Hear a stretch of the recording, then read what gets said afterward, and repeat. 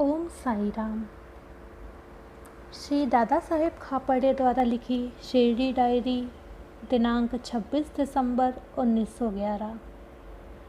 मैं जल्दी उठ गया और कांकड़ आरती में सम्मिलित हुआ। साईं महाराज कुछ असामान्य भाव में थे। उन्होंने अपना सटका लिया और उसे चारों तरफ की ज़मीन को ठोक कर देखा। जब तक वे चावड़ी की सीढ़ियों से उतरे, 2 बार वे पीछे और आगे गए और उग्र भाषा का प्रयोग किया। लौटकर मैंने प्रार्थना की, स्नान किया और अपने कमरे के सामने वाले बरामदे में बैठा। मैंने साईं महाराज के बाहर जाते हुए दर्शन किए। श्री गोखले आए, जो पुणे में वकील हैं।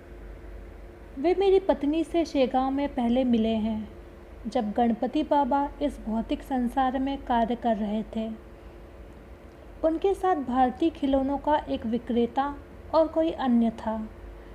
वे मुझे मध्याह्न आरती के बाद मिले, जब मैं अपना भोजन कर चुका था।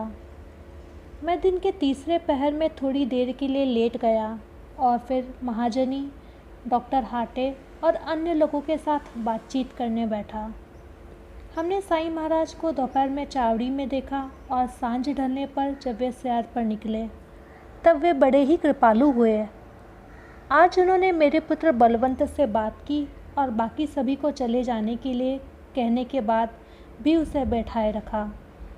उन्होंने उसे किसी भी मेहमान से मिलने के लिए मना किया और उनका ध्यान रखने के लिए कहा, और इसके बदले में वे अर्थात खुद साईं बाबा उसका ध्यान रखेंगे।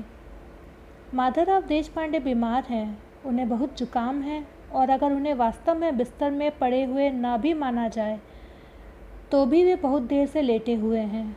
शाम को और दिनों की तरह भीष्म के भजन हुए और उसके बाद दीक्षित का रामायण का पाठ।